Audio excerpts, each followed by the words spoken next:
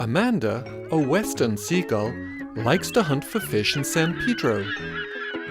Hi, friends. What are you catching? Uh-oh, that's a white croaker. They taste good. Yes, they taste good, but the white croaker caught around here have unhealthy chemicals in them. Why here? Let me tell you the story. A long time ago, a big factory in Los Angeles made DDT, and other factories used chemicals called PCBs, and they dumped their waste into the ocean.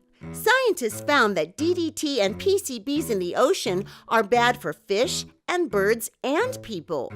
These chemicals are not used anymore, but now, more than 40 years later, some remains on the ocean bottom and still contaminates the fish we catch.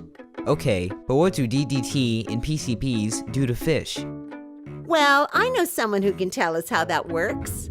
Hi, kids. Amanda said you wanted to know more about DDT and PCBs. The pipeline from the sewage treatment plant go into the ocean here, transporting the wastewater and the toxic chemicals 2 miles out to sea. The DDT and PCBs become buried in the sand and mud, and then creatures living on the sea bottom, like these worms and shrimp, eat or soak up these toxic chemicals into their bodies. Then, bottom-feeding fish come along and eat these contaminated animals that in turn get eaten by other fish and animals, like me, and even you. As for all those PCBs and DDT, they all stay in our bodies, so we all become contaminated too. That's why eating those contaminated fish can cause health problems. Okay, kids, let's clean these fish. He's throwing away all of the insides and the skin. These parts of the fish have the most DDT and PCBs. The light-colored meat on the sides of the body is the safest to eat. Oh, look! Your mom and dad are grilling the fish.